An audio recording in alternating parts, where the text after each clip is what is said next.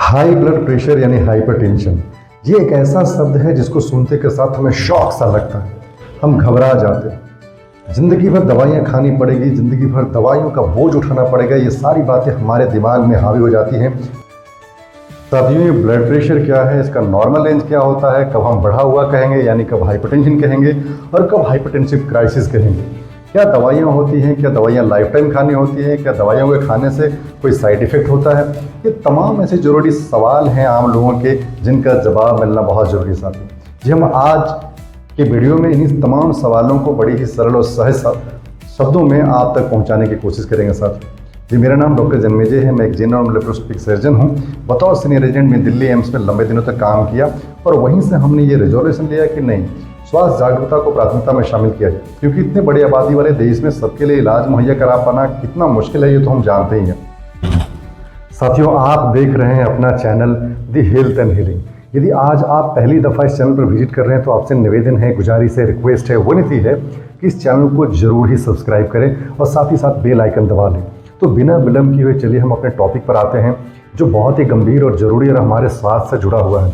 हर घर में कोई ना कोई व्यक्ति होता है जो ब्लड प्रेशर की दवाइयाँ खा रहा होता है, यानी वो हाइपरटेंशन से ग्रस्त होता है साथियों। तो इसलिए सबके मन में ये सवाल होते हैं कि क्या है, कैसे है, क्यों है, क्या दवाइयाँ तमाम। तो चलिए हम स्टार्ट करते हैं कि ये ब्लड प्रेशर क्या है, ये प्रेशर कहाँ होता है, किस पर लगता है, कैसे जनरेट होता है साथियों।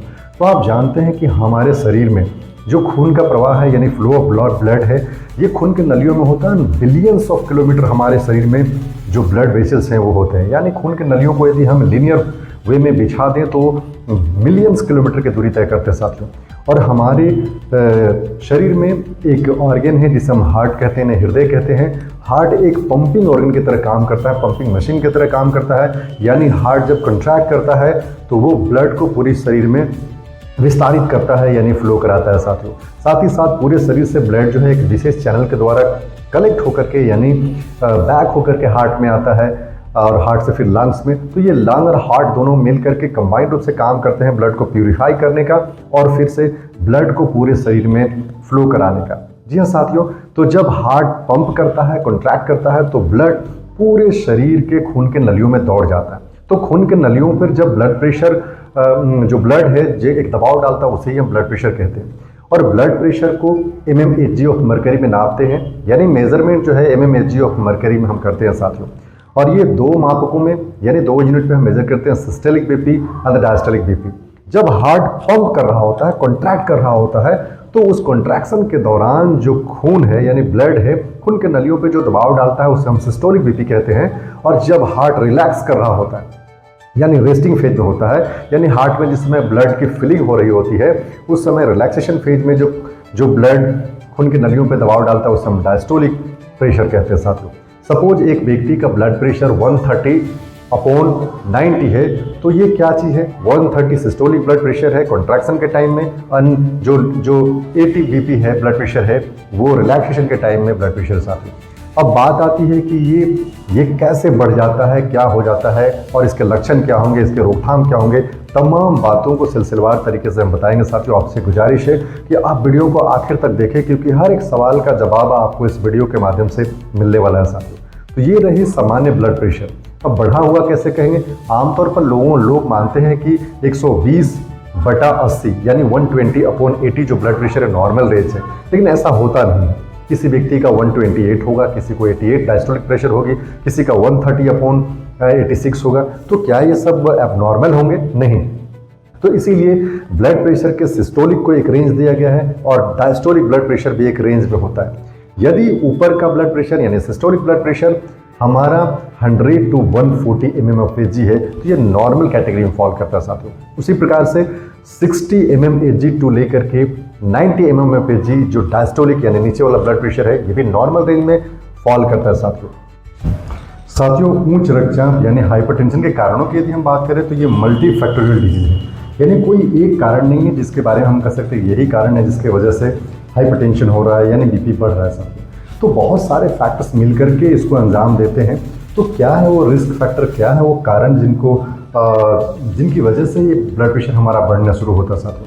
तो सबसे पहले हम लाइफस्टाइल की बात करते हैं। हमारी जो जीवन शैली है ये इसको बहुत ज़्यादा तय करती है। यानी हमारा लाइफ साइकिल यदि सेडेंट्री हो, बैठा हुआ हो, शिथिलतापूर्ण हो, तो ज़्यादा संभव है कि हम हाइपरटेंशन की समस्या से ग्रसित हो जाएंगे साथियों। उसी प्रकार से हमारी यदि आदतों की बात करें तो हमें यदि कोई बैड हैबिट्स है in the form of the smoking, यानी हम धूम्रपान के आदी हैं, यदि हम अल्कोहल कंज्यूम करते हैं, यदि हम माइक्रो प्रोसेस्ड फूड यानी तले भुंजे खाने के शौकीन हैं, तो हम हाइपरटेंशन डेवलप करने के खतरों पर हैं। यदि हम अपने खाने में ऊपर से लेकर के बहुत ज़्यादा साल्ट का प्रयोग कर सकते हैं, तो लंबे दिनों तक बहुत ज़्यादा मात्रा में साल्ट यानी नमक का प्रयोग करना भी हाइपरटेंशन को बढ़ावा दे सकता है साथियों। और दूसरी बात है ओबेसिटी। यदि हमारा वजन बहुत ज़्यादा है और हम उसको लेकर के जागृत नहीं है, हम अपने वजन को कंट्रोल नहीं कर पा रहे हैं, तो बढ़ा हुआ वजन खुद अपने आप में एक रिस्क है हाइपरटेंशन के लिए साथियों। उसी प्रकार से एक्सरसाइज की कमी, और आगे हम बात करें तो फैमिली हिस्ट्री, हमारे घर में दूसरे सदस्यों को, माता पिता को, अन्य लोगों को यदि हाइपरटेंशन है तो हम खतरे पर हैं कि हमें हाइपरटेंशन हो सकता है साथियों। कुछ जेनेटिक फैक्टर्स भी हैं जिनकी वजह से ये जो है ब्लड प्रेशर जो है बढ़ सकता है साथियों। और कुछ बीमारियां हैं जैसे डायबिटीज़ यानी मधुमेह की समस्या, किडनी की बीमारी खुद, ये दोनों बीमारियां जो हैं हमारे ब्लड प्रेशर को बढ़ा देती हैं या बढ़ने के खतरे को बढ़ा देती हैं साथियों, यानी हम हाइपरटेंशन के वहां पर पहुंच जाते हैं यदि बीमारियों से ग्रसित है साथियों। ये सारे कारण हैं। अब हम प्रिवेंशन की बात करें, निवारण की बात करें, इसके उपचार की बात करें, तो ये बड़ी महत्वपूर्ण बातें हैं, क्योंकि लोगों में एक बड़ा भय है, डर होता है कि ये जो ब्लड प्रेशर की दवाई है एक बार हमने प्रारंभ कर लिया तो ज़िंदगी भर खानी पड़ती है, बहुत ज़्यादा कॉस्ट आएगा, कैसे मैनेज करेंगे।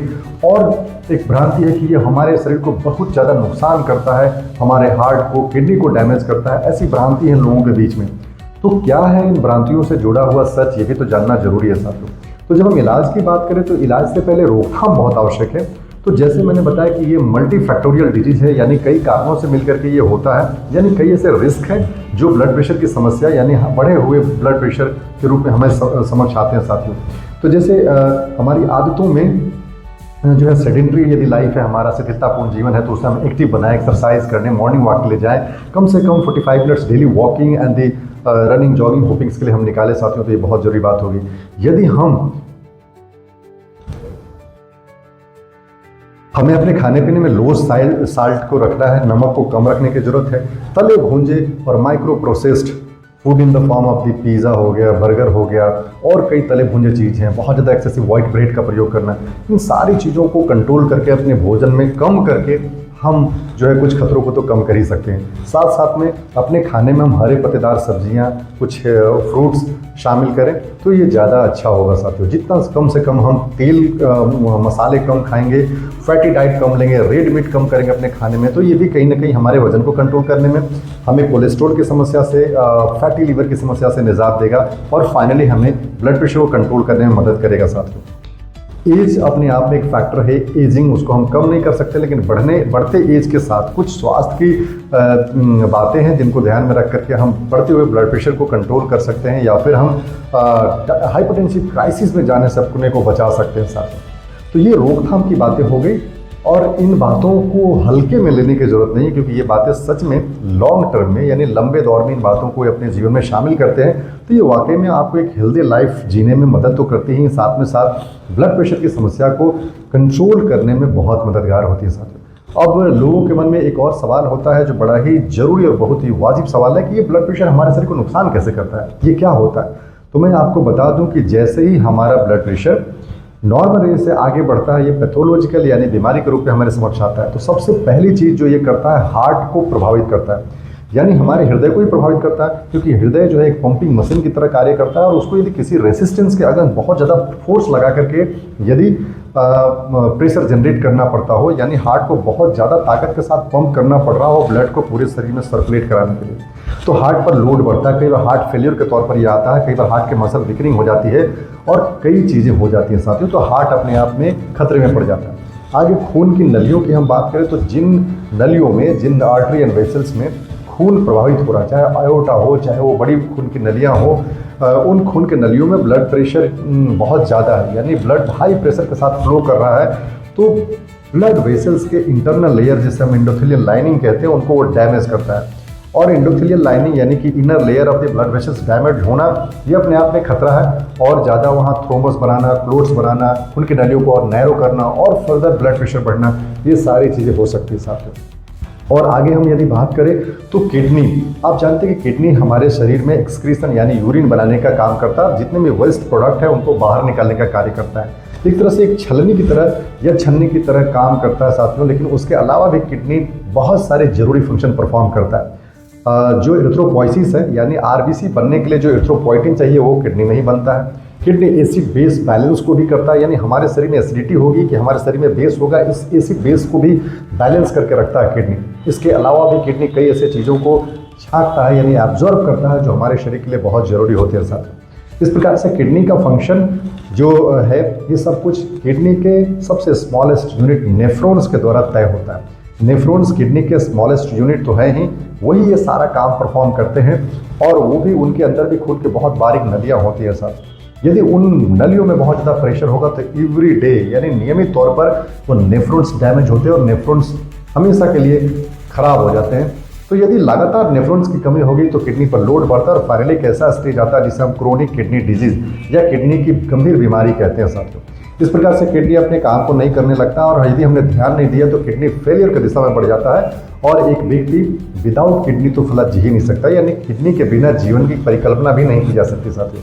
इसलिए ये हाइपरटेंशन यदि हमारे नेफ्रॉन्स को नुकसान पहुंचा रहा है, फाइनली यदि किडनी को डैमेज कर रहा है तो ये बड़ी गंभीर बात होगी, क्योंकि किडनी का डैमेज होना वो भी हाइपरटेंशन के चलते जो डायग्नोज नहीं हो पा रहा है, तो ये हमारी लापरवाही कही या कि हम स्वास्थ्य के प्रति जागरूकता में कमी कह सकते हैं साथियों। उसी प्रकार से ये बढ़ा हुआ ब्लड प्रेशर यानी हाइपरटेंशन हमारे ब्रेन को बड़ी बैडली अफेक्ट करता है, क्योंकि ब्रेन एक ऐसा ऑर्गन है जिसमें continuous adequate amount of the blood चाहिए होता है। यदि ब्लड किसी प्रकार से कॉम्प्रोमाइज हो जाए, कम पहुंचे, तो ब्लड के फंक्शन को यानी हमारे जो ब्रेन है, दिमागी जो काम काज है वो हैम्पर होने लगता है। यदि बहुत ज़्यादा ब्लड प्रेशर हो जाए यानी ब्लड जो है कि खून की नलियों में प्रेशर इतना ज़्यादा बढ़ जाए तो छोटे छोटे ब्लड वेसल्स जिन्हें हम कैपिलरीज कहते हैं या माइक्रो वेसल्स कहते हैं, ब्लड जो ब्रेन के अंदर जा रहा है वो खून के नलियों से बाहर आने लगता है रप्चर होकर के, यानी कि छोटे छोटे जो खून की नलियां हैं कैपिलरीज हैं वो रप्चर होकर के फट करके ब्लड उनसे बाहर निकलने लगता है और ब्रेन में जमा होने लगता है, जिसे हम पक्षाघात, ब्रेन आघात या ब्रेन स्ट्रोक कहते हैं साथ।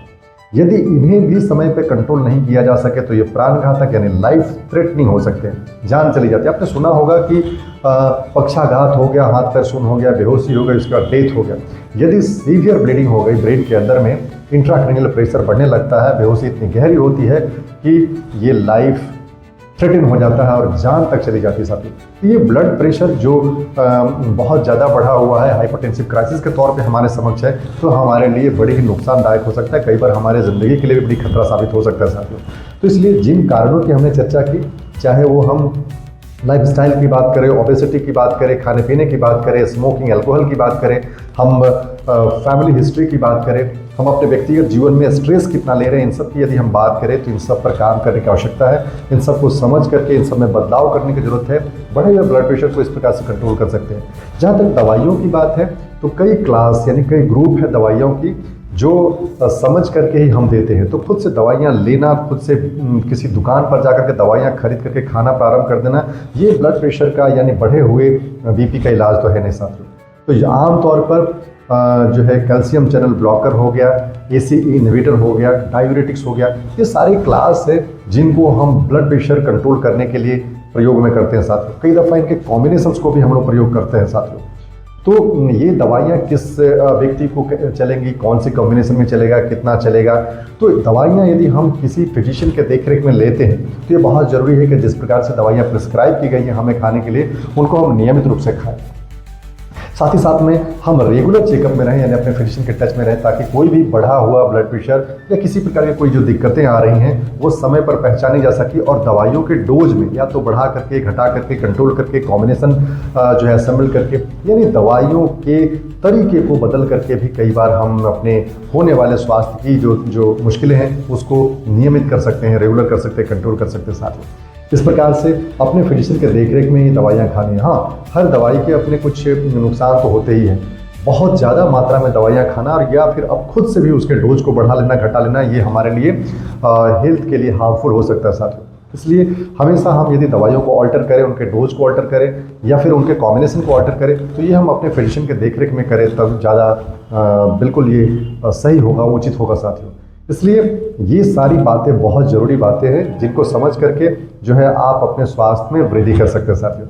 यदि आज का ये वीडियो आपके लिए कारगर है तो आप अपने परिजनों से जरूर ही साझा करें और इस चैनल के लिए एक लाइक तो बनता ही है साथियों। आपसे विनती है, गुजारिश है कि इस तरह के वीडियो आप देखना चाहते हैं तो हमारे चैनल पर विजिट करें और पहली दफ़ा आप हैं तो जरूरी हमारे चैनल को दी हेल्थ एंड हीलिंग को सब्सक्राइब कर साथियों। इसको अपना फैमिली समझ करके आगे बढ़ाएं, प्रमोट करें और जितने भी वीडियो उपलब्ध हैं उनको तो देखे ही देखे, साथ ही साथ जो नए आने वाले वीडियो हैं उनको भी देखें, क्योंकि हम बड़ी मेहनत के साथ, बड़ी शिद्दत के साथ, बहुत रिसर्च करके, नाप तूल करके, बहुत ही बैलेंस करके हम इन विषयों को चुनते हैं और आपके समक्ष प्रस्तुत करते हैं साथियों। आज के लिए इतना ही। आप अपना ख्याल रखें, अपने ज़िंदगी में पॉजिटिव होकर के आगे बढ़ें और स्वास्थ्य को हमेशा प्राथमिकता में शामिल करके स्वस्थ रहने के तमाम उपायों को अपने जीवन में शामिल करें। बहुत बहुत धन्यवाद।